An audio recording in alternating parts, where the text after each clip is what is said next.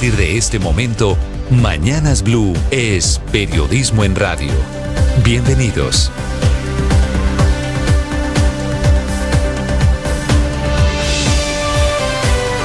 Bienvenidos, muy buenos días. Son las 6 de la madrugada, 40 segundos. Un gusto acompañarlos en este día miércoles. Hoy es 10 de abril. Para las 7 de la mañana anuncia el expresidente Álvaro Uribe su pronunciamiento por la decisión de la Fiscalía que lo llamó a juicio. El expresidente Uribe amanece convertido en el primer expresidente en la historia de Colombia que será juzgado, que será sentado en el banquillo de los acusados en un juicio que va a ser larguísimo, por supuesto muy mediático en la justicia penal, en la justicia ordinaria. Después de pedir su preclusión en varias oportunidades, la Fiscalía finalmente cambió su mirada del caso Uribe. Aunque la decisión la tomó el fiscal primero, delegado ante la Corte Suprema, se llama Gilberto Villarreal, que viene de la administración de Francisco Barbosa, asignado al caso en enero de este año, es decir, antes de que llegara la actual fiscal Camargo. Dice el fiscal Villarreal, en su escrito de acusación, que la estrategia del abogado de Uribe, que era Diego Cadena, para cambiar los testimonios de dos exparamilitares, Juan Guillermo Monsalve y Pablo Hernán Sierra, fue una estrategia apoyada consciente, deliberada y sistemáticamente por el expresidente Uribe, por su partido, que es la razón por la que él va a juicio y se expone a una pena que podría ser de hasta 12 años de cárcel. Los cargos son soborno a testigos y fraude procesal. En el fondo está la vinculación o la presunta vinculación, que es lo que dicen los testigos, de Uribe con los paramilitares en Antioquia en los años 90. Ese abogado de Uribe, Diego Cadena, fue torpemente a las cárceles ofreciendo plata, beneficios judiciales y mejorar condiciones a esos paramilitares. Lo grabaron en un reloj haciendo esos ofrecimientos en nombre del expresidente, así que es un verdadero novelón. A propósito, la Fiscalía da un viraje, es un giro de 180 grados, en su postura que antes era en favor de Uribe y ahora en contra de Uribe, porque los jueces en dos oportunidades, un juez del circuito, un juez del Tribunal de Bogotá, no aceptaron que hubiese preclusión, que en la práctica era el fallo en favor de Uribe. Así que este entramado tiene muchas piezas, muchas interpretaciones políticas, por eso es la noticia del día. En un llamado a juicio va este caso que en realidad comenzó en el año 2012, cuando Álvaro Uribe denunció al senador Iván Cepeda, en ese caso por manipulación de testigos. En la época en la que Cepeda, decía Uribe, recorría cárceles buscando testimonios. Cepeda pasó de denunciado a denunciante, hubo debates parlamentarios, han sido viejos enemigos políticos. Este round lo gana Iván Cepeda. A las 7 de la mañana vendrá pronunciamiento, lo anuncia en su cuenta de Twitter el expresidente Álvaro Uribe.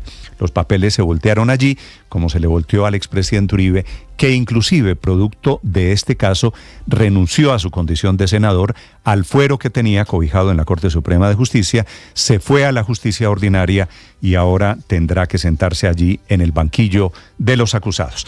Bienvenidos, vamos a hablar, por supuesto, de esta noticia, transmitiremos lo que diga el expresidente Uribe. Este país está dividido desde hace muchos años entre el uribismo, el férreo, el duro, y el antiuribismo tal vez más duro.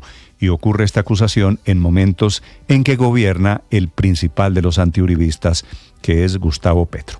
Y hay una nueva controversia, hablando del presidente Petro, hay una nueva controversia porque apareció un proyecto de reforma constitucional que está dando vueltas en el Congreso de la República, que le entrega facultades al presidente Petro para que otorgue perdón judicial, una figura que cercanamente solo existe en los Estados Unidos.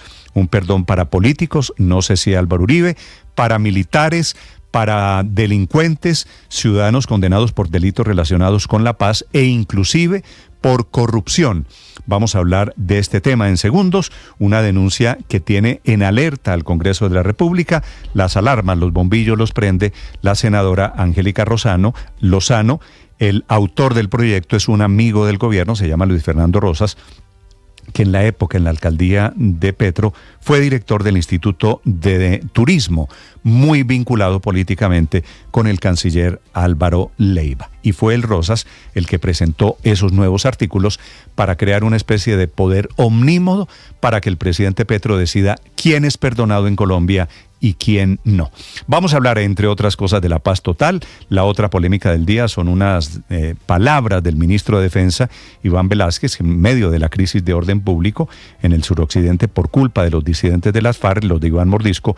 Dice el ministro que las fuerzas militares están preparadas para responder, pero que están relajados, justificando tal vez recientes ataques, como si no fuera él, como ministro en jefe de esas fuerzas militares, el responsable de eso que él llama relajamiento. Les voy a contar en segundos detalles de un operativo que hay en Bogotá esta mañana. Van 18 capturas, muchas noticias en desarrollo. Les hablaré también del puesto de mando unificado que decidieron anoche en una reunión con la CPS, encabezada por Laura Sarabia, un puesto de mando unificado para tratar la situación de la salud como si fuera de desastre o para evitar que haya un desastre.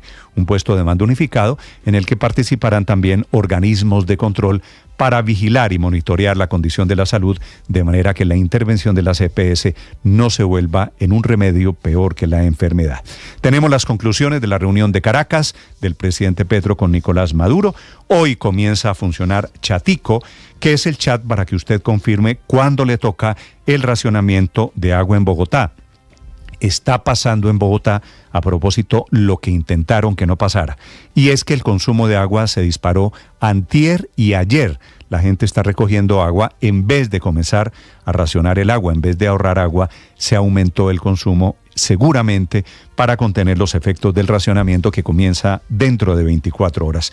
Y les voy a contar de la pelea de la saliente directora de RTBC. Sigue siendo Nórida Rodríguez y se hastió de quien va a ser su sucesor, Holman Morris. Lo ataca durísimamente, dice que no la dejó gobernar, que le saboteó la gestión. Ya vamos a hablar de esa muy folclórica pelea dentro del equipo de gobierno. 6:07 a.m, bienvenidos, un gusto saludarlos. Hoy es el día del florista, del floricultor, que los hay muchos en Colombia, especialmente en la sabana de Bogotá, en donde hay más de 7.000 hectáreas cultivadas con flores, especialmente con rosas, que exportamos al mundo. A los muy buenos floristas, floricultores, un saludo. Aquí está lo más importante en el resumen que preparamos en Voces y Sonidos en Mañanas Blue. Por primera vez en la historia de Colombia, un expresidente será juzgado por la justicia ordinaria. Álvaro Uribe Vélez enfrentará cargos por presunto soborno y fraude procesal. Lo que la Fiscalía expondrá ante un juez de Bogotá será presentar las pruebas y los argumentos que presuntamente comprometen al expresidente Uribe con un intento de sobornar a los exparamilitares Juan Guillermo Monsalve y Pablo Hernán Sierra por medio de quien era su abogado Diego Cadena, para que estos cambiaran sus testimonios, evitando involucrar al exmandatario en hechos delictivos. Las reacciones políticas no se hicieron esperar después de la noticia. El senador Iván Cepeda, víctima en el proceso. Es más de una década, prácticamente 12 años de estar luchando ante los tribunales de justicia, la Corte Suprema, la Fiscalía General de la Nación, el Tribunal Superior de Bogotá, y luego de tantos intentos por cerrar este caso, pues al final aparece ya la voz de la justicia y tenemos una decisión que yo considero es justa. Asimismo, hubo reacciones de apoyo para el presidente Uribe, como la del expresidente Iván Duque. Una persona que ha dado todo por Colombia, que ha luchado por nuestro país, que ha luchado por la justicia en nuestro país, que ha enfrentado con hidalguía al terrorismo. La senadora Paloma Valencia. El presidente Uribe ha sido uno de los colombianos que más le ha servido a Colombia. Mientras en Colombia tenemos a los guerrilleros sentados impunes en el Congreso, mientras hoy nos rige como presidente alguien que fue guerrillero y que empuñó las armas contra los colombianos, quien combatió el paramilitarismo y las guerrillas de izquierda, hoy es judicializado. La excandidata presidencial Ingrid Betancourt. Yo espero que esto no sea una cacería política. Yo creo que realmente lo que necesitamos es que se sepa la verdad, pero que esto no se vuelva cuenta de cobro. La reacción del gobierno al ministro de Justicia, Néstor Osuna. Respetamos la decisión de la fiscal general, así como lo hemos hecho en el pasado, y pues ahí se abre un escenario que también es judicial, en el que no interviene el gobierno. El expresidente Álvaro Uribe se refirió en su cuenta de X que hoy temprano dará una opinión sobre la acusación. Unas 3 horas duró esta reunión en el Palacio de Miraflores entre ambos presidentes, y a la vez en una sala adjunta los equipos de trabajo conformados por varios ministros de defensa por parte de Venezuela, de comercio en el caso colombiano, así como ambos embajadores y el canciller venezolano. Decía Nicolás Maduro a la salida de la reunión que trataron temas económicos, políticos, sobre frontera y asuntos internacionales. Debemos profundizar en los pasos de la integración y más allá, y la necesidad de preservar con cuidado, mancomunado, la paz en nuestra región, en Sudamérica. Mientras el mandatario colombiano habló de paz, no solo de la colombiana, de la propia, sino de la venezolana. Colombia puede ayudar mucho en la paz política, en la estabilidad política que hemos propuesto que se pueda lograr en toda Sudamérica. La paz política en Venezuela puede ser también la paz armada en Colombia. Y en eso pues hay un terreno por construir rápido, urgente. El gobierno se reunió con representantes del sector de la salud, entre ellos las EPS. Hablaron sobre diferentes temas como la reforma que fue archivada en el Congreso y la intervención a algunas EPS. Al finalizar, el gobierno anunció la instalación de un puesto de mando unificado para garantizar el derecho a la salud. Sandra Jaramillo es agente especial interventora de Famisanar. El mensaje es de continuidad. Estas EPS están intervenidas para administrar, precisamente para evitar la liquidación por los problemas financieros que puedan tener, y pues no, el mensaje es de total tranquilidad para todo el país. Julio Alberto Rincón es agente interventor de la nueva EPS. Mi misión es identificarla, mostrar la realidad. No se trata de inventarnos nada, es mostrar la realidad, fue la que dio motivo de la intervención. Y nosotros sí sabemos que tenemos que corregir una cantidad de rumbos, tenemos que corregir la forma en que le exigimos a los hospitales. Estamos dispuestos a garantizar todos los contratos con todos los hospitales del país, pero también estamos dispuestos a hacer contratos que le exija a ellos que retornen con servicio a la población. El director de Cambio Radical, Germán Córdoba, interpuso una demanda ante el Consejo de Estado en contra de la intervención del gobierno a la EPS Sanitas. La mejor forma de rodear a las instituciones, de fortalecer las instituciones, es creer en ellas. Hoy hemos venido al Consejo de Estado a solicitarle que declare la nulidad de la resolución por medio de la cual se decretó la intervención de la EPS Sanitas. Tenemos 5 razones muy profundas para creer que ese proceder no estuvo adecuado a la ley. A esto se sumó también el exministro de Justicia, Wilson Ruiz, quien dijo que en este proceso hubo presuntas irregularidades y piden anular la resolución de la Superintendencia de Salud. Que le pongan el color que quieran a la circular, sea azul, roja, lo que sea, pero que ese depravado esté tras las rejas. Federico Gutiérrez celebró la decisión de la Interpol de emitir circular azul contra Timothy Alan Livingston, el estadounidense, sorprendido en el Hotel Gotham de Medellín con 2 menores de edad el pasado 24 de marzo. El alcalde alabó que con esto se avance en el proceso y afirmó que apenas comienza porque en su concepto se debe poner freno a quienes pretendan venir a Medellín a explotar sexualmente a niños, niñas y adolescentes. Procuradora Margarita Cabello. La circular azul significa que ya el hombre debe estar muy pendiente de que debería voluntariamente venir a Colombia si es un ciudadano de bien y venir a responder por sus actuaciones y dar la cara. Se desató una polémica por cuenta de un borrador de un proyecto de acto legislativo en el que se propone facultades extraordinarias y superpoderes al primer mandatario para que conceda perdón judicial a personas que se encuentren investigadas, judicializadas o condenadas por delitos menores. El autor, ex asesor de la JEP y exdirector del Instituto Distrital de Turismo durante la administración de Gustavo Petro, Luis Fernando Rosas. La Constitución política dice que para los delitos políticos y cualquier no hay delitos irredimibles. En Colombia, ¿qué quiere decir? No hay penas crueles, no hay penas que están sacando hoy del escenario político a muchísimos políticos valiosos por delitos menores.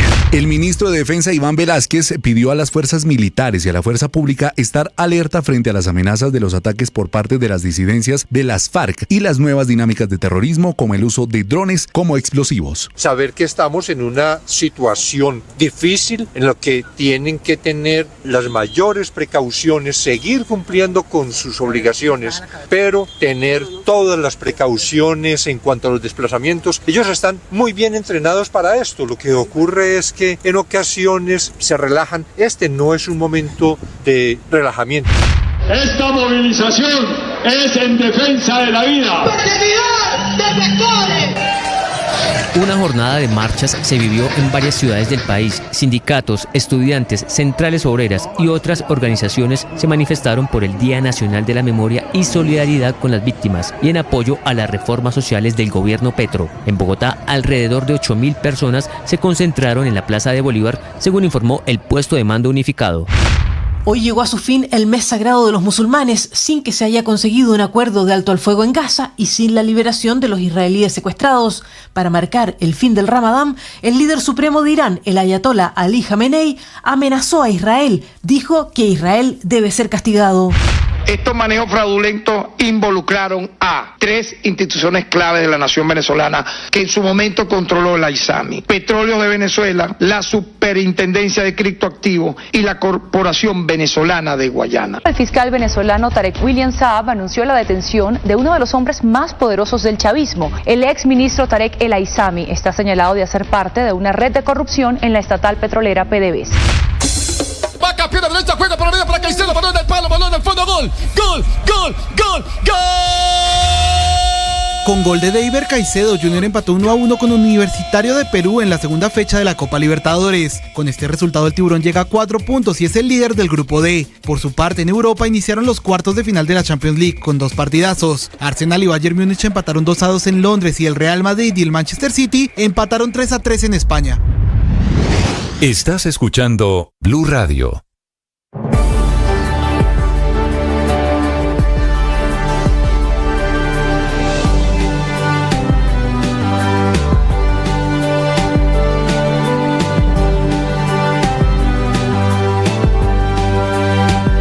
Atención, hay una noticia urgente. Señoras y señores. Tendencia a nivel global. Bienvenida, mil gracias por estar con nosotros hoy aquí en Blue Radio. Usted enfermo por el fútbol y los compañeros de seminario en retiros. Rezando rosario y yo.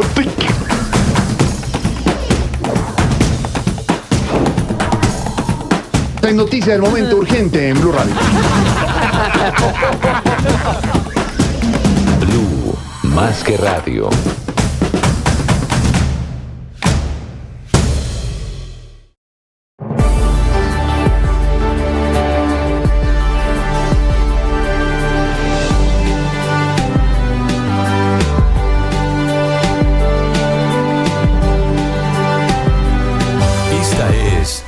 Radio, la alternativa.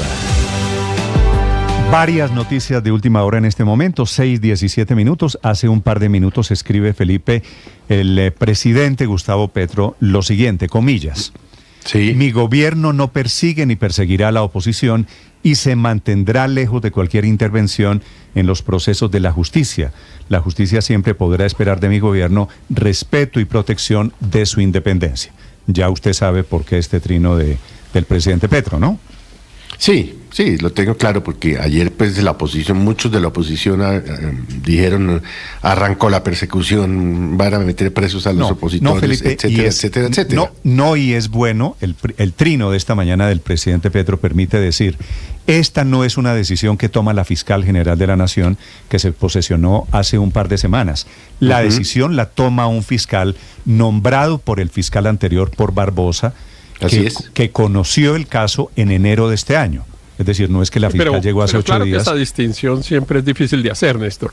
En la Fiscalía General de la Nación, en casos pues tan visibles como este del expresidente Uribe, por supuesto que es imposible que los ciudadanos no responsabilicen al fiscal o a la fiscal general de la Nación en este caso. Lo sé, pero intento decir, este no es un tema, la decisión que está tomando esta fiscalía, el fiscal Villarreal, no es, supongo que no lo es, quiero pensar que no lo es, no es una decisión política producto de que llegó una fiscal puesta ahí. Y es que en realidad es producto de decisiones judiciales, Néstor, más que de la fiscalía, de decisiones de jueces, porque recuerde usted que la fiscalía había pedido la preclusión del caso en favor del expresidente Uribe, y 3 jueces distintos, 2 jueces individuales y el Tribunal Superior dijeron que no había razones para declarar la preclusión, y por lo tanto es al contrario, lo que había era que llamar a juicio, eso era inevitable. Sí, yo creo que para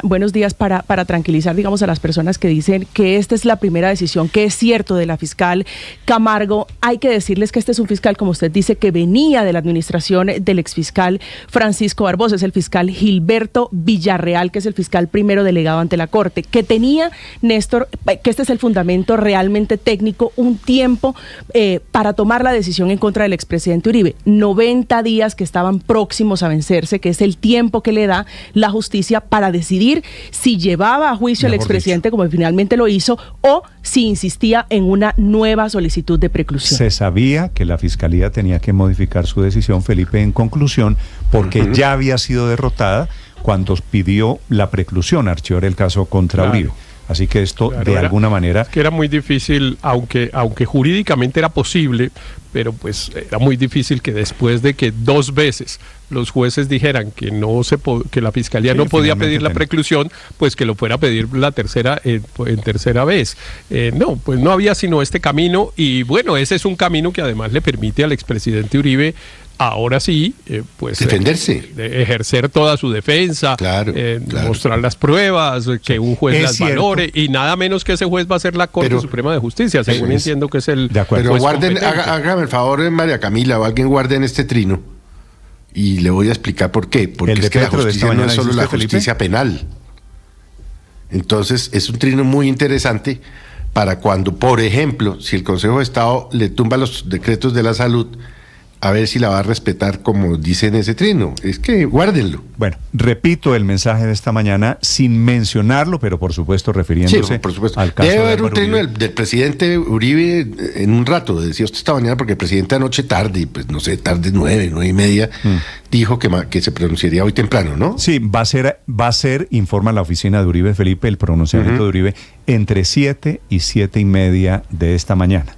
Y este trino seguramente debería producir cierta tranquilidad, porque en redes sociales, Felipe, están incendiadas literalmente las redes sociales con la interpretación de los uribistas de que esta es una persecución contra Uribe y de los antiuribistas diciendo que bien hecho. Yo lo tomaría con beneficio de inventario, Néstor, porque este trino se parece, recuerden los oyentes, al trino que puso el propio presidente Petro cuando la Fiscalía de Barbosa solicitó la captura de su hijo, de Nicolás Petro, que decía: no voy a intervenir en el proceso judicial, y ya los colombianos sabemos en qué va la intervención del presidente Petro en ese caso. 6:22 a.m. Ya les voy a contar del tema Uribe, que con las mismas pruebas, con diferentes personas, ahora toma decisión totalmente contraria a lo que había planteado históricamente en los últimos 3 años. Son las 6:22 a.m.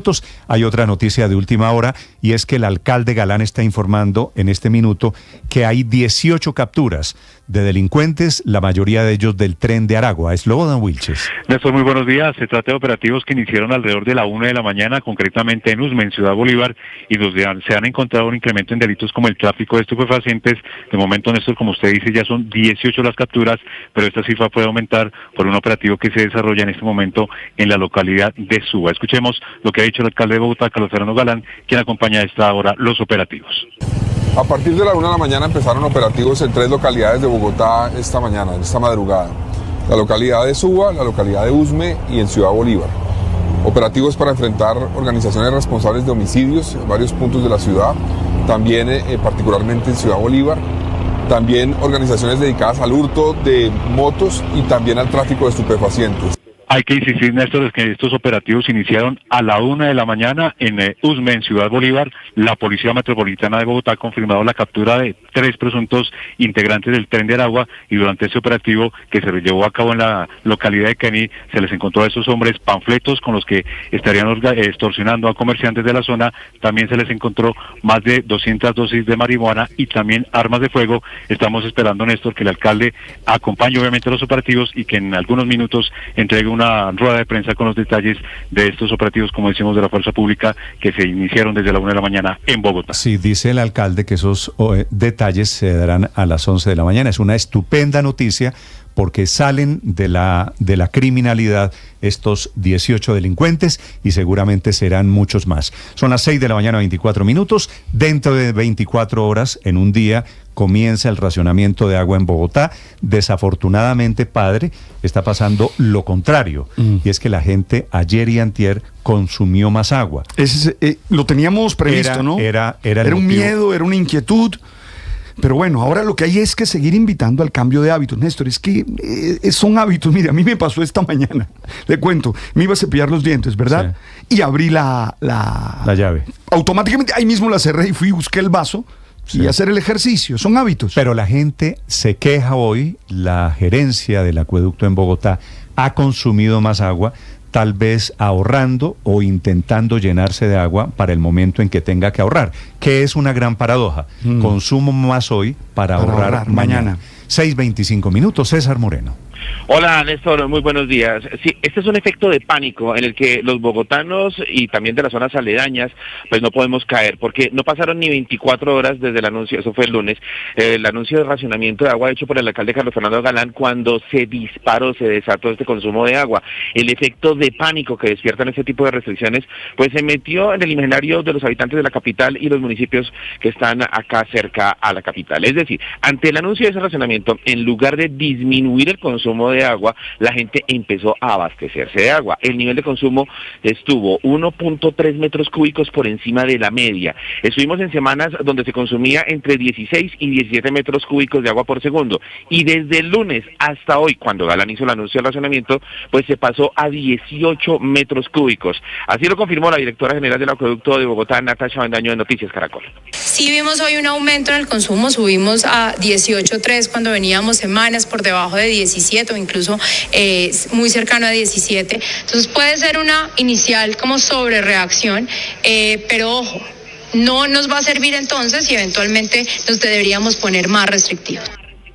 Esto se da según esta funcionaria Natasha Bendaño, por lo que hemos dicho, Néstor. Las personas de los barrios se asustan porque les quiten el servicio durante 24 horas. Empezaron a recoger aguas en baldes, en ollas, así también a llenar los tanques de agua para afrontar los días de racionamiento. Y dos cosas, Néstor. La primera, recordemos que mañana arranca este racionamiento en la zona 1 de Bogotá, así, entre la calle 116 y la calle 85, entre carrera segunda y carrera 45, entre calle 85 y calle 53, entre carrera séptima y carrera 45, y entre la calle 85 y la calle 26, entre avenida Caracas, la carrera 14 y carrera 68, y entre la calle 26 y la calle 44 Sur, entre carrera sexta y carrera 68. Esto arranca mañana 8 de la mañana e irá esta zona 1 hasta las 8 de la mañana del viernes y así sucesivamente. Y la segunda, pues las recomendaciones para ahorrar agua.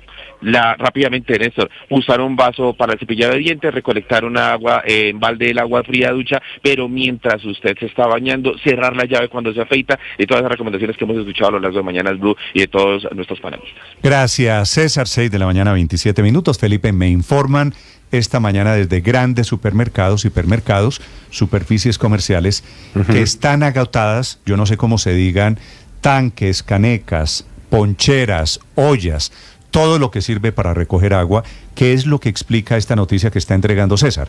La gente consumió más agua ayer y antier, producto del susto. Nos vamos a quedar sin agua un día, y entonces lo que estamos haciendo es al revés, es decir, la tarea no la está haciendo Bogotá.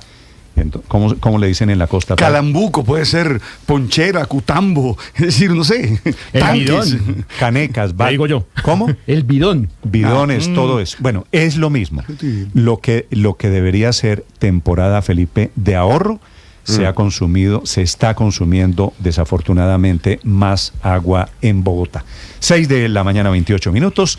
Viene la noticia del día, la noticia sobre el llamado a juicio al expresidente Álvaro Uribe, que es el hecho político, motivo de interpretaciones políticas y motivo de conjeturas alrededor. La pregunta es si Uribe, el legendario expresidente Uribe, el político más popular en la historia reciente de nuestro país, podría terminar su vida política en la cárcel. Juan Esteban Quintero. Néstor, buenos días. El caso contra el expresidente Álvaro Uribe ha tenido un vaivén de decisiones que han prolongado este proceso desde el año 2018. Sin embargo, de un avance significativo e inédito en la historia del país. Por primera vez, un exmandatario será llamado a juicio por la justicia ordinaria. El ente investigador aseguró que tras un estudio detallado que hizo el fiscal primero delegado ante la Corte Suprema de Justicia, Gilberto Villarreal, Real, se encontraron argumentos para llamar a juicio a Uribe en medio de una serie de intentos por parte de otros fiscales de precluir el expediente entre 2021 y 2023, también por la renuncia de otros fiscales a llevar a cabo la investigación. Entre esos hallazgos que están en el escrito de acusación, se evidencian diferentes visitas de quien era el abogado de Uribe, Diego Cadena, a la cárcel La Picota y otros centros de reclusión para que alteraran sus testimonios a favor de Uribe, negando presuntos vínculos de este último con exparamilitares. Uribe impartió instrucciones precisas al abogado Diego Javier Cadena Ramírez para que directamente o con otras personas ubicaran y contactaran a exparamilitares u otros ciudadanos que, a cambio de dinero en efectivo, promesas remuneratorias, servicios gratuitos u otras utilidades o beneficios, rindieran su testimonio para que Pablo Hernán Sierra García, Juan Guillermo Monsalve Pineda, alias Guacharaco, y otros cambiaran antiguas declaraciones que involucraban a los hermanos Santiago y Álvaro Uribe Vélez en actos delictivos. Incluso el documento que será presentado ante la jueza 44 de conocimiento de Bogotá señala que el abogado Cadena intentó que el principal testigo, el exparamilitar Juan Guillermo Monsalve, firmara un documento señalando que el senador Iván Cepeda estaría orquestando una campaña en contra del expresidente Uribe. Desde el Congreso, el mismo Cepeda se refirió a este caso. Y luego de tantos intentos por cerrar este caso, pues al final aparece ya la voz de la justicia y tenemos una decisión que yo considero es justa,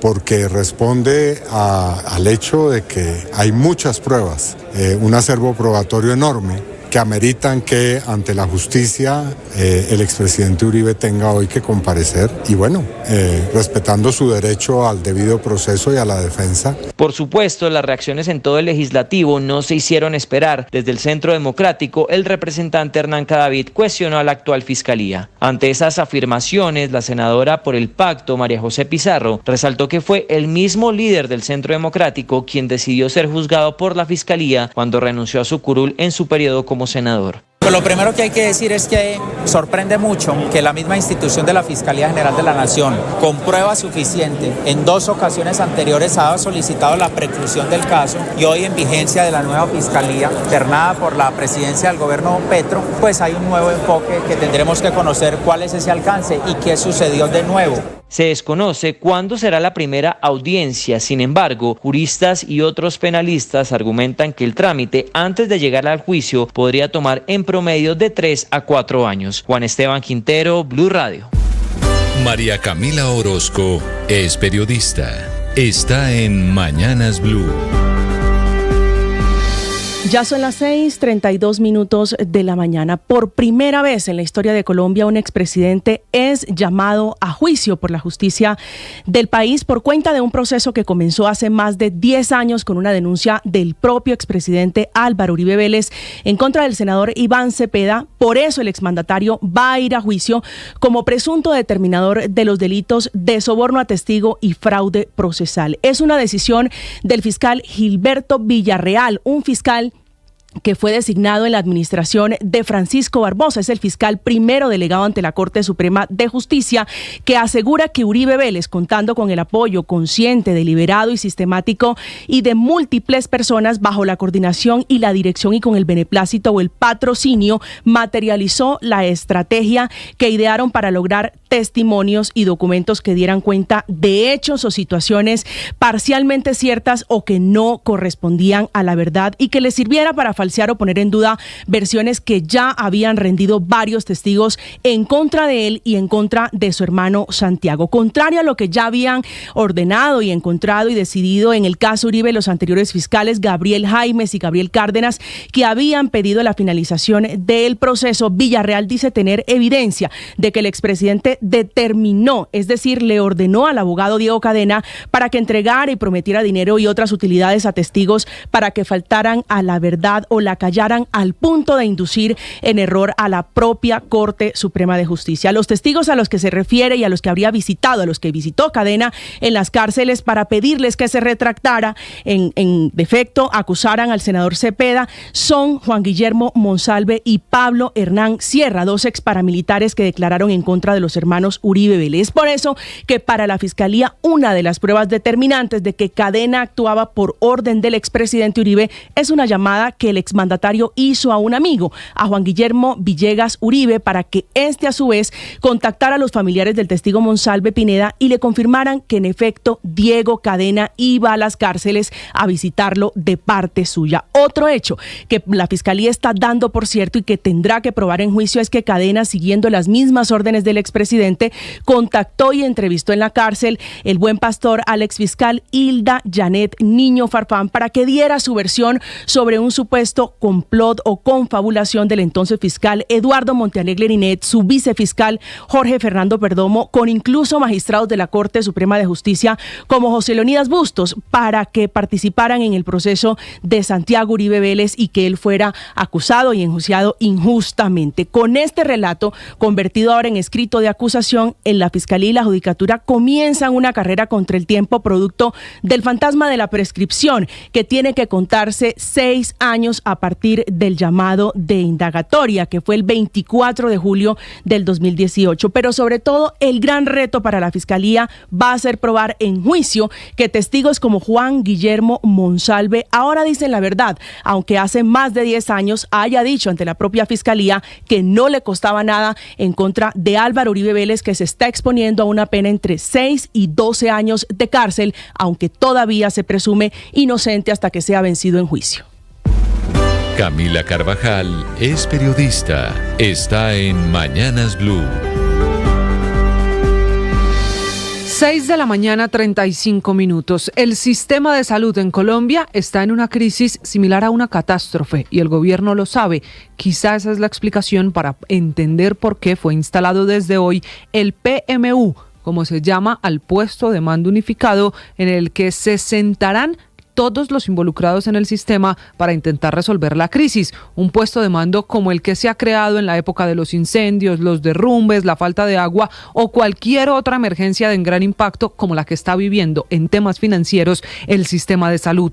El presidente Gustavo Petro fue el que ordenó la conformación de ese puesto de mando unificado para garantizar el derecho a la salud de los colombianos. Estará liderado por el Ministerio de Salud, el ministro Guillermo Alfonso Jaramillo, con todas las dependencias, como la ADRES, que es el gran banco y pagador a propósito del decreto de giro directo, y también tendrá el apoyo de la Superintendencia de Salud, la Superintendencia Financiera, el Ministerio de Hacienda, porque esta es una crisis por plata, y van a estar los liquidadores de las EPS o intervenidas, Sanitas, Nueva EPS, Sabia Salud, Famisanar y también el interventor de Asmed Salud. Con la puesta en marcha de este PMU se dará apertura a los entes de control para que puedan hacer la veeduría, la vigilancia de la plata y el pago que tendrá que garantizar ahora el gobierno si decide irse solo por el camino del giro directo a clínicas y hospitales, tanto públicas como privadas. Asimismo, este puesto de mando realizará evaluaciones periódicas de camino a la transición. Insiste el gobierno que es momento de buscar el modelo preventivo y predictivo de salud, el que se quería con la reforma que se hundió en la Comisión Séptima de Senado, donde a propósito insiste el gobierno en la esperanza de que la apelación reviva la reforma, como también insiste en la posibilidad de presentar un nuevo proyecto en la próxima legislatura. Quizá por eso es que levanta la mano la Academia de Medicina. En un comunicado, en una carta, le dicen al presidente Gustavo Petro que están listos a asesorar una reforma. Ellos, que son los médicos, que conocen el sistema y que quieren plantear la reforma que sí se necesita en el sistema de salud. Paola Ochoa es periodista. Está en Mañanas Blue. 6 de la mañana, 38 minutos. Gasoducto binacional y otros proyectos de gas, energía y petróleo en cierne entre los dos mejores amigos del barrio, el presidente colombiano Gustavo Petro y su par venezolano Nicolás Maduro, ambos reunidos en las últimas horas en Caracas, hablando de paz, elecciones, seguridad y cooperación económica, y en este último asunto abriendo y agitando el debate sobre la posible compra de gas de Colombia a Venezuela, usando el gasoducto binacional Antonio Ricaurte, abandonado hace casi una década, pero con más de 220 kilómetros, de los cuales la mayoría se encuentra en territorio venezolano y unos 88 kilómetros en suelo colombiano. Tramo en Colombia que necesita de millonarias inversiones para rehabilitarse y poder usarse, pero billete que parece estar dispuesto a poner el gobierno venezolano y de manera particular la compañía de petróleos de Venezuela Gas, PDVSA Gas, que alista la chequera para invertirle por lo menos 29.000 millones de pesos para saldar primero las deudas con su sucursal en Colombia, que serían canceladas en un plazo máximo de un año, y posteriormente girar los recursos que se necesitan para poner a funcionar el tubo que tiene una capacidad de importación de gas de hasta 400 millones de pies cúbicos por día. No obstante, Ecopetrol ha manifestado que se podría traer apenas la mitad, es decir, unos 200 millones de pies cúbicos diarios, que equivalen al 20% de la producción comercializada en el país. Pero tubo que no estaría listo tampoco de un día para otro, sino que podría tardar entre 2 y 3 años en rehabilitarse, por cuanto no sería una solución de corto plazo en momentos en que se necesita más gas para poder enfrentar el fenómeno del Niño, en donde hasta la mitad de la energía debe generarse en las centrales térmicas del país, que en un 70% funcionan con gas y que hoy ya importan 684.000 toneladas métricas de gas, subiendo las importaciones en casi un 400% en el año pasado. Juan Camilo Maldonado es periodista. Está en Mañanas Blue.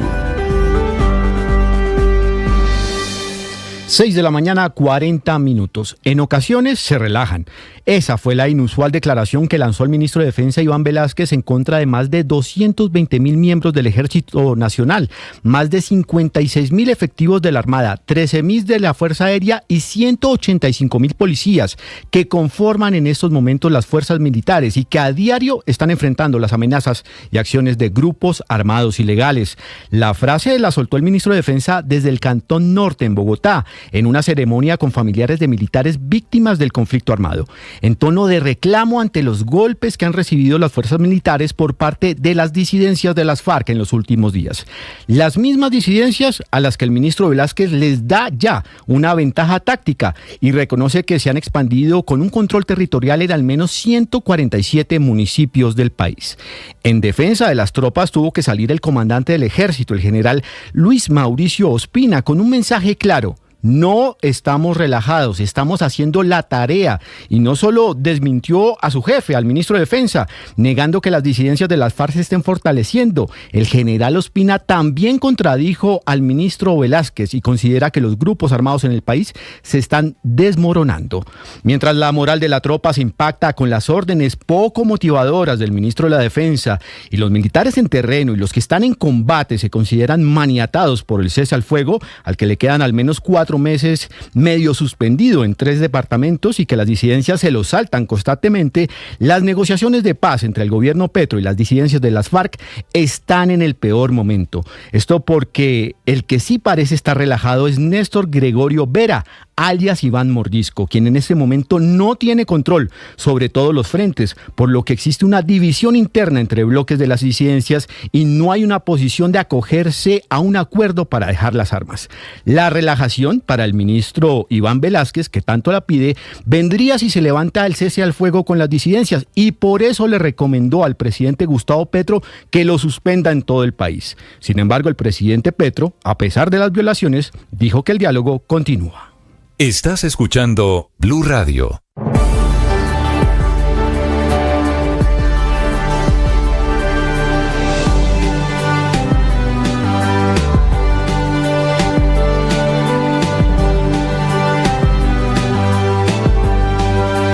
Atención, hay una noticia urgente. Señoras y señores.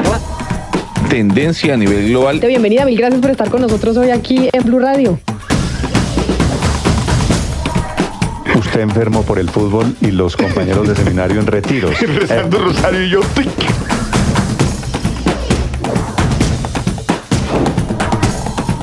Esta es noticia del momento urgente en Blue Radio.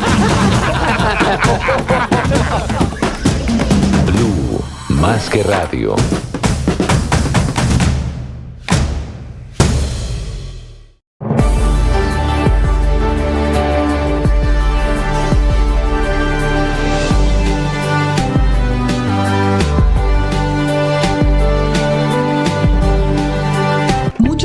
lidiamos con enfermedades mentales y con conflictos emocionales, y es muy difícil hablar de eso en voz alta.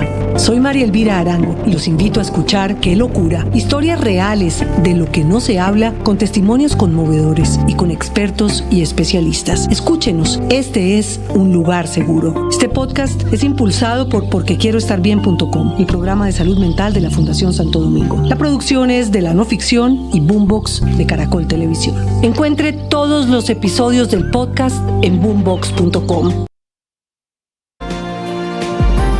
¿Me da un segundo, padre, que tengo un invitado? Sí, señor, claro que sí. ¿Tema de hoy? Hoy vamos a hablar del cuidado de las relaciones, porque, Néstor, hay gente que por pelear con los otros se meten unos líos y daña todos sus proyectos. Ya viene el padre Linero, 6 de la mañana, 44 minutos. Ya vienen también los deportes. Ricardo, buenos días. Hola, Néstor, feliz mañana. Mire, una pequeña radiografía.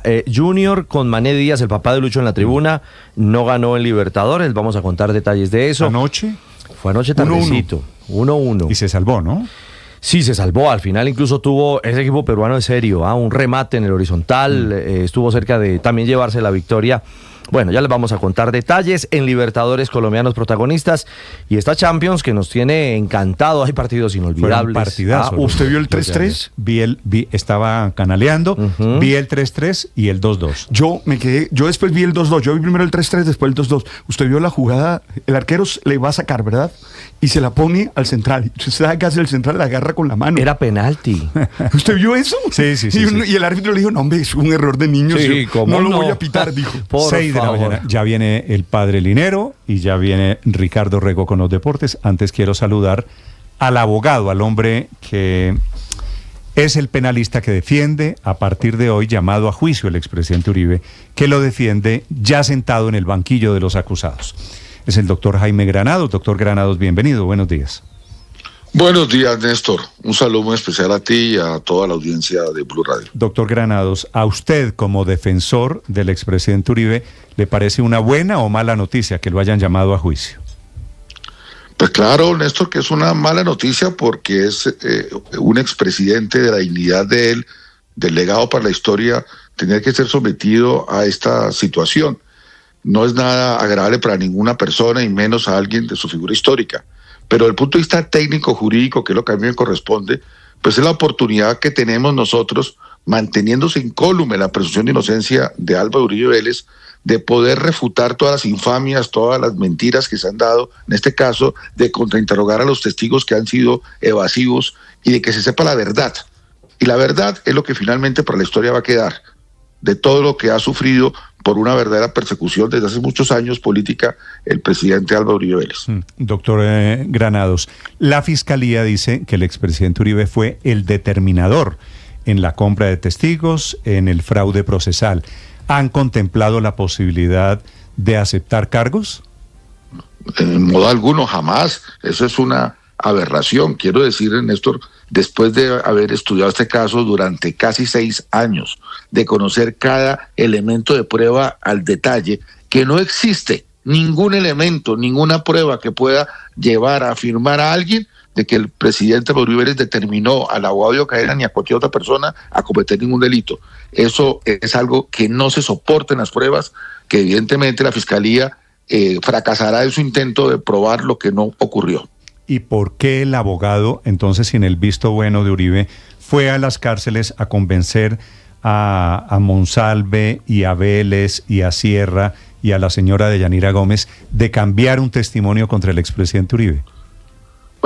El tema es un poco más complejo. Diego Cadena fue como abogado investigador a recolectar evidencias y estaba en su derecho de hacerlo. Otra cosa es, como él ya lo ha declarado, que tomó algunas determinaciones por su cuenta.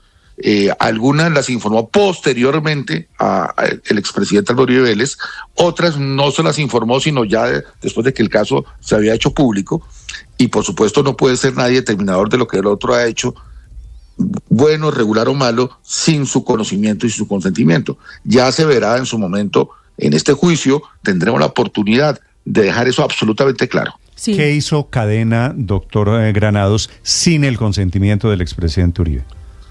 Pues ya ha quedado establecido por sus propias declaraciones en otros momentos procesales que él ofreció un recurso de revisión, una acción de revisión, sin habérselo consultado al presidente se lo dijo casi 44 días después y de un contexto distinto. Y nunca le contó que le había hecho ofrecimiento de ayuda humanitaria a un testigo, Carlos Enrique Vélez, se lo contó 9 meses después, avergonzado de lo que había hecho, y fue regañado por el presidente, y eso está testimoniado con quienes participaron, y eso está claro. Por eso es que es sorprendente esto, pero bueno. Explíqueme los dos casos. Lo de el cambio del proceso fue a Monsalve, ¿verdad? El ofrecimiento que se hizo de una revisión del proceso lo hizo en la instancia, en primer lugar, del abogado Romero, que tenía en ese momento Héctor Romero, Juan Guillermo Monsalve, según lo que hasta ahora ha aparecido, y luego también lo ofreció el abogado Cadena sin habérselo consultado previamente al presidente. Él se enteró casi 44 días después, cuando se lo dijo de una manera de paso, dando a entender que estaba autorizado para hacer eso. Eso está claro, eso se ha declarado, y realmente el presidente, en ese sentido, lo que se enteró, que además se enteró una grabación que es ilegal, pues ya será objeto de debate en el juicio. Y lo que es más increíble es que el caso del testigo Carlos Enrique Vélez, este señor, el abogado Diego Cadena, después de hecho público el caso, de haber sido llamado a indagatoria, de estar cerca de rendirle al presidente, es decir, 9 meses después de los hechos, le cuenta al presidente con vergüenza de que él había hecho unas ayudas humanitarias, según él, a el testigo, y el presidente se sorprendió y lo regañó y lo reconoció así el abogado Cadena, y hay testigos de ese encuentro que han declarado a juramento. Por tanto, es que es increíble que vayan a decir que Álvaro Uribe Vélez haya determinado a Diego Cadena para hacer lo que Diego Cadena, hecho bien, regular o mal, haya hecho. Doctor Granados, cuando usted dice ofreció ayuda humanitaria, ¿le ofreció plata a Vélez? Eso es lo que dice él. Sí. Y así lo ha declarado hasta ahora. Digo, para ponerlo sin el eufemismo de la ayuda humanitaria, le ofreció. Eso es lo que dice el abogado Cadena. Entiéndeme que yo simplemente estoy refiriendo lo que él ha dicho en infinidad de declaraciones bajo juramento. ¿Y por qué Cadena estaba ofreciéndole a Monsalve revisar, cambiar el rumbo de su proceso? Monsalve es un paramilitar. Revisar el proceso, y al otro a Vélez ofreciéndole plata. ¿Por qué les estaba ofreciendo eso? Supuestamente, fuera de que no fue con la autorización de Uribe, dice usted, ¿qué necesidad tendría de hacer eso? Esto es algo que seguramente en el proceso de él y en este se va a aclarar, porque aquí hay que decirlo, por la técnica procesal, en las etapas en que nos encontrábamos, que era una etapa anterior al juicio, no se hacía práctica probatoria en las audiencias, no podía la defensa contrainterrogar ningún testigo. Ahora, en esta nueva etapa, pues que es, digamos, desafortunado por el significado histórico, pero desde el punto de vista técnico, sí tenemos la oportunidad de contrainterrogar a todos los testigos y traer la prueba a la defensa, que se vea ante un juez y de manera pública. Así que estoy seguro, porque la prueba no genera ninguna duda para nosotros, que al final todo esto se va a aclarar por sus propios testigos. Doctor Granados, ¿usted está anunciando que va a citar como testigo a Diego Cadena? Claro, es que él es testigo, ya lo ha declarado y lo ha declarado bajo juramento. No, pero como ahora viene el juicio contra Uribe, vamos a ver al abogado de Diego Cadena, no en condición de abogado, sino de testigo, para probar que Uribe no dio la orden. Hasta ahora él ha declarado como testigo, es su derecho declarar o no. Por supuesto, la defensa no puede imponerle que declare nadie, lo que puede es citarlos, tenemos un derecho constitucional de citarlo, y hasta ahora él siempre ha declarado, y en lo que tenemos conocimiento ha dicho la verdad, él lo ha reconocido. Así que sobre eso, como sobre otros aspectos, porque estamos hablando de que la Fiscalía ha anunciado, según el escrito de acusación ya conocido, 31 testigos. Todavía no ha salido, que tendrá su momento, su oportunidad, para que se conozca la prueba de la defensa. Doctor Granados, su reto como abogado defensor del expresidente Uribe es demostrar, si estoy entendiendo bien lo que pasa ahora con el llamado a juicio, que lo que pasó con los testigos fue a espaldas, para utilizar una expresión, fue a espaldas de Uribe. No, es mucho más sencillo y complejo a la vez. Sencillo porque rige la presunción de inocencia y la defensa no tiene ninguna carga. Quien tiene que probar lo que afirma en el escrito de acusación es la Fiscalía.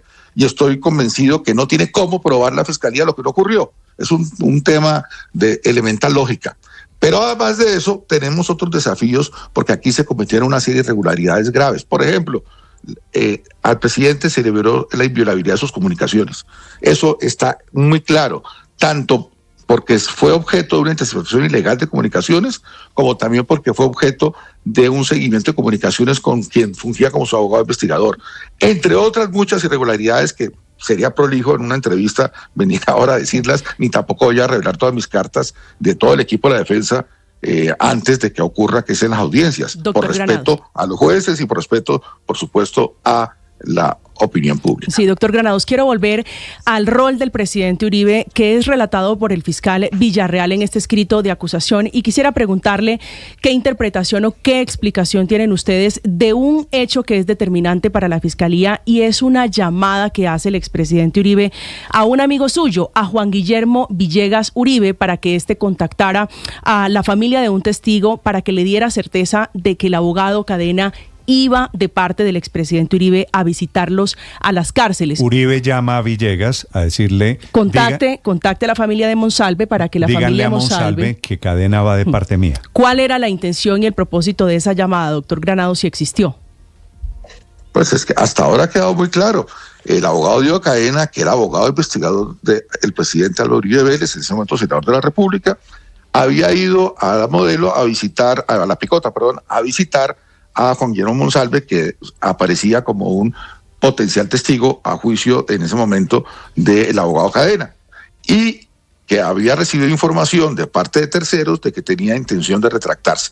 Él fue a verificar esa información y como abogado investigador tenía todo el derecho a hacerlo. Es una actividad absolutamente ordinaria, común de un abogado investigador. ¿Qué ocurrió? Como él no llevó físicamente un poder, al parecer este señor Juan Guillermo Monsalve quería estar seguro que él sí era abogado, porque quien aparecía públicamente, hasta ahora siempre reconocidos públicamente como sus abogados, hemos sido los doctores Jaime Lombana y yo. Entonces, según lo que sí se ha relatado hasta ahora en este proceso, para verificar que efectivamente era así, como tenía y había trabajado con el señor Villegas, la familia de Juan Guillermo Monsalve, que si le confirmaban al señor Villegas que efectivamente Diego Cadena era abogado de Álvaro Uribe Vélez, él podía hablar y se tendría confianza para eso. Eso es lo que hasta ahora han relatado los testigos, y en ese sentido el presidente no tiene nada que ocultar, lo ha declarado, él lo dijo en su indagatoria, que él sí quiso confirmar eso por esa vía, puesto que era la vía que le había informado el abogado Diego Cadena, que a su turno le había pedido Juan Guillermo Monsalve. Absolutamente transparente, ahí no hay nada que generar ninguna suspicacia, y me parece que pues la Fiscalía puede decir lo que quiera. Por supuesto que respetamos a todas las autoridades, pero aquí el problema que estamos en un sistema acusatorio no es que la Fiscalía diga y porque dijo así es, tiene que probar en un juicio lo que sea constitutivo de un delito, y ese tipo de conversaciones no constituye ningún delito. Sí, doctor Granados, este proceso es viejo y ha pasado por manos de la Corte, de fiscales. Vimos al fiscal Gabriel Jaimes y al fiscal Javier Cárdenas pedir que se finalizara, es decir, la preclusión del proceso en contra del expresidente Álvaro Uribe, y llega en enero de este año en la Fiscalía de Francisco Barbosa Gilberto Villarreal. ¿Qué pruebas, qué documentos o qué nueva información llegó al proceso para que la Fiscalía tomara esta decisión de llamar a juicio al expresidente Uribe? La defensa no conoce qué actividades en concreto desarrolló el fiscal Villarreal en este lapso de 90 días que va desde mediados de diciembre hasta esta fecha, más o menos. Estamos hablando de un tema que no está todavía aclarado exactamente qué actividades en concreto realizó, porque nosotros le presentamos un derecho de petición y el fiscal no lo contestó, no nos entregó la información, y estaba en su derecho de no entregarla, ni más faltaba. Ahora bien, de lo que sí había antes, de lo que sí se había hecho, sí tenemos conocimiento, y sí, pues nos sorprende que haya tomado esa decisión, pero pues de eso se tratan los procesos, de un debate adversarial. Tendremos la oportunidad en la audiencia de formulación de acusación de que se nos descubra la totalidad de la información que tiene la Fiscalía, y algo muy importante desde el punto de vista técnico, y es que a partir del día de ayer, 10:30 de la mañana, la Fiscalía cesó en su capacidad investigativa este caso. Feneció esa posibilidad. ¿Cómo así? Porque así que la ley establece... Este caso, me refiero al caso que acusó, en el momento en que se radica un escrito de acusación que conforme al mismo fue entregado ayer a las 10:30 al Centro de Servicios Judiciales, a nosotros nos lo remitieron a las 4:32 de la tarde, la Fiscalía pierde la capacidad de seguir investigando el caso porque ya agotó esa posibilidad jurídicamente. Tuvo todo este tiempo, desde que lo recibió en septiembre primero, porque el 31 de agosto se mandó por parte de la Corte a la Fiscalía, desde septiembre del año 2020 hasta este instante podía investigar. A partir de ahora ya se agotó esa investigación, lo que trata es de presentar las evidencias en la audiencia de formulación de acusación, allá las conoceremos, habrá un debate técnico de descubrimiento probatorio, audiencia preparatoria, que es las reglas del juicio, y finalmente la práctica de pruebas en el juicio oral. Eso es lo que sigue, y ahora tendremos la oportunidad de presentar nuestras evidencias y de generar el debate en el escenario natural, que es el juicio. O sea, desde el punto de vista técnico, no tengo la menor duda que la verdad va a salir a relucir en este juicio, y para la historia va a quedar absolutamente claro que el presidente Álvaro Uribe Vélez no cometió ningún delito, como equivocadamente la Fiscalía lo está diciendo en el escrito de acusación. Sí. Profesor Granados, siendo un juicio tan largo en Colombia, porque aquí lo hemos visto, aquí hay juicios de 2, 3, 4, 5 años, ¿existe alguna posibilidad de prescripción? Bueno, pues en todos los delitos, salvo de lesa humanidad, y aún ellos incluso, hay la posibilidad de prescripción. Pero pues nuestro cálculo, nuestro trabajo no obedece sobre el tema si un juicio va a terminar, si va a prescribir o no. Hay que hacer la tarea, independientemente de eso no depende de nosotros. Nuestro reto es un reto estrictamente técnico, jurídico, de evidencias y que sepa la verdad. Para el presidente Álvaro Uribe Vélez, la verdad es el bien fundamental. Sí, eso me lleva a la siguiente pregunta, profesor Granados. ¿Eventualmente el expresidente renunciaría a la prescripción? No, nosotros no vamos a renunciar a ningún derecho, eso que quede claro de entrada. Lo que queremos es que se pueda probar, y estamos haciendo toda la tarea como hasta ahora lo hemos hecho desde el día 1.